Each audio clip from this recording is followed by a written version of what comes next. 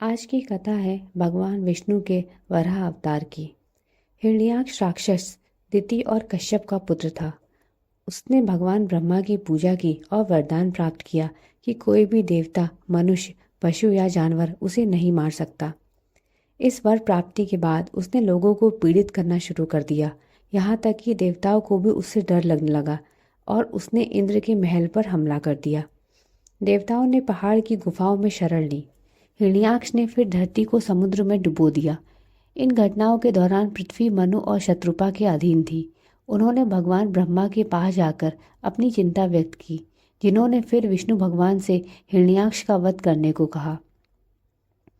भगवान विष्णु की नाक से एक छोटा सा सूअर उत्पन्न हुआ।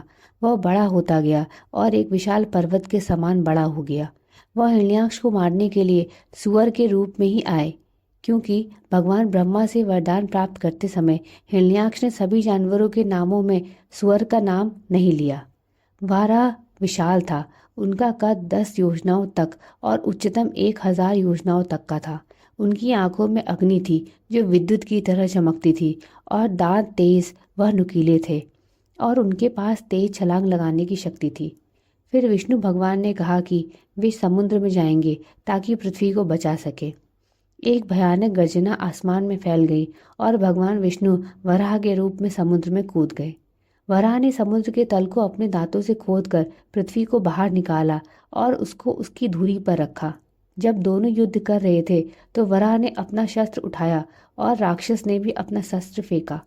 फिर वराह ने हिरण्याक्ष को सर पर मारा। वह जमीन पर गिर गया और मर गया। अवतारों को मानवों की तरह मृत्युशील नहीं माना जाता, इसलिए वह पुनः भगवान विष्णु के शाश्वत स्वरूप में लीन हो गया। भारत के उत्तरी पूर्वी भाग में कई मंदिर वराह जयंती के दौरान भगवान वराह की पूजा करते हैं। वराह जयंती हिंदू कैलेंडर के भाद्रपद महीने के तीसरे दिन मनाई जाती है।